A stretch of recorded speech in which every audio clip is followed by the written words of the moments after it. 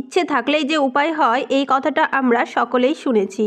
তো hello everyone, আমি শর্মিষ্ঠা। আমার চ্যানেলের নতুন আরেকটি ভিডিওতে তোমাদের জানাচ্ছি অনেক অনেক ভালোবাসা। তোমরা সকলে কেমন আছো? আশা করি সবাই ভালো আছো। আমিও বেশ ভালোই আছি। আজ ছিল অগ্রহায়ণ মাসের সংক্রান্তির দিন, ইতুলক্ষ্মী পুজো। সকাল থেকে উপোস ছিলাম যে বইটা শুনবো।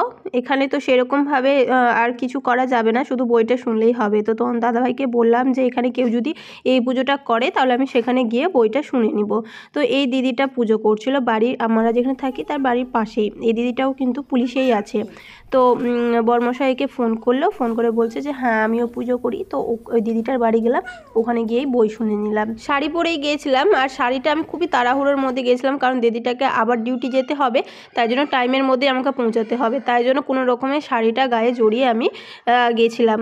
এদিকে দেখো কত রকমের প্রসাদ দিয়েছে, সব রকমের ফল ছিল, তিলের নাড়ু ছিল, আরও কিসের একটা নাড়ু ছিল, মুড়ি চিড়ে সব দিয়ে নাড়ু ছিল।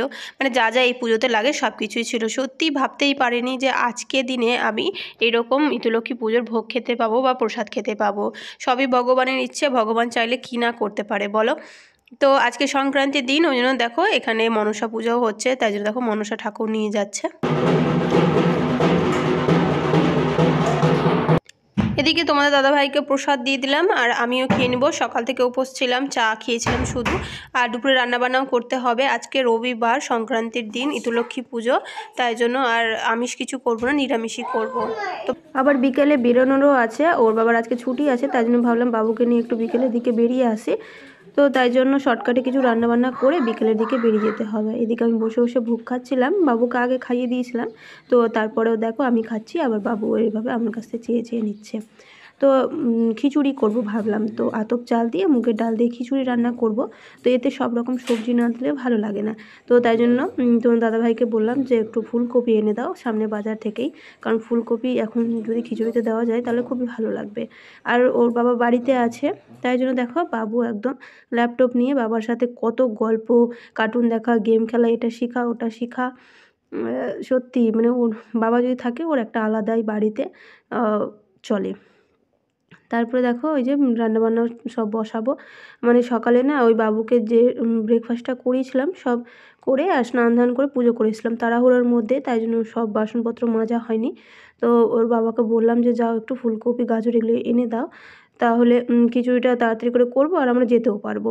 তো দেখো এই যে আতপ চাল, সেন্টের আতপ চাল যেটা হয়, যেটা দিয়ে আমরা পায়েস করি, সেই চালেরই খিচুড়ি ভালো লাগে আমাকে খেতে। আর মুগের ডাল দিয়ে, তো মুগের ডালটাকে সামান্য পরিমাণ শুকনো খোলায় উলিয়ে নিব, তারপরে তোমার ডাল চাল তারপরে সব রকম সবজি দিয়ে নিরামিষ খিচুড়ি।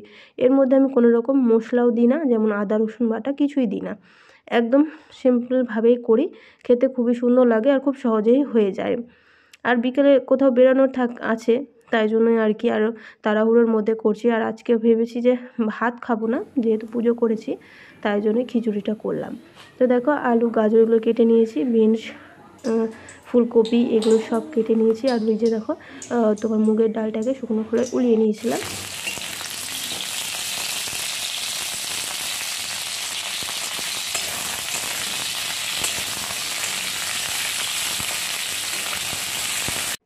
এদিকে সব রকম সবজিগুলো ভেজে নিলাম, ভেজে শেষে মটরশুঁটি দিলাম। মটরশুঁটিটা না আমি প্রথমে যদি দিই তাহলে ওই যে ফেটে ফেটে সবগুলো দু টুকরো হয়ে যায়, তাই জন্য শেষের দিকে মটরশুঁটি দিলাম, তাহলে ভাতের মধ্যে সিদ্ধ হয়ে যাবে।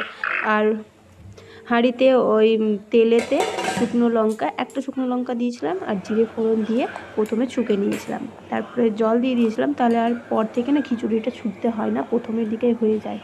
তারপরে চাল ডাল একসাথে দিয়ে লবণ হলুদ দিয়ে বেশ কিছুক্ষণ ফুটালাম, চাল ডাল সিদ্ধ হয়ে আসলো, তারপরে এই সবজিগুলো আর কি দিয়ে দিলাম।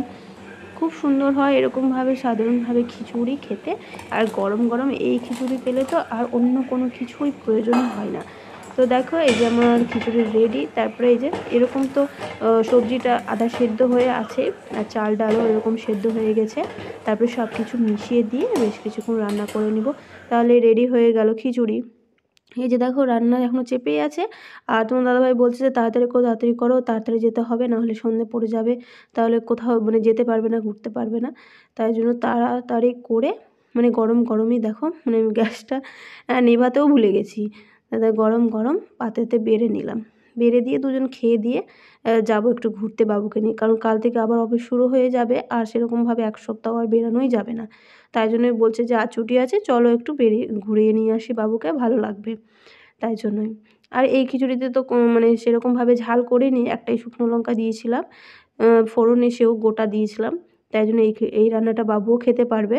তো যাই হোক, বেশ কিছুদিন বাবার বাড়িতে কাটিয়ে এসে আবার চলে এসেছি সেই জঙ্গিপুরে। তো এরপর ব্লগগুলো সব দেখতে